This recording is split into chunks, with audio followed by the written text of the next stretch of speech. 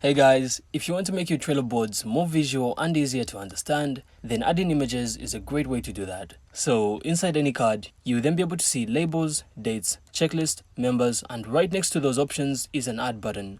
So simply click add, then select attachment. From here, you'll then be able to upload an image from your computer, attach a link, or even pull files from other apps you use.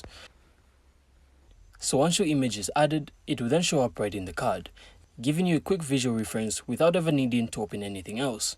You can also add multiple images if needed, which is great for tracking progress, sharing designs, or just keeping your board organized and visually clean. So it's a small step, but it also makes your Trello boards more engaging, easier to navigate, and helps everyone on your team see what's going on at a glance. And that's it. So if you found this insightful, then make sure to leave a like and of course subscribe, then we will see you on the next one.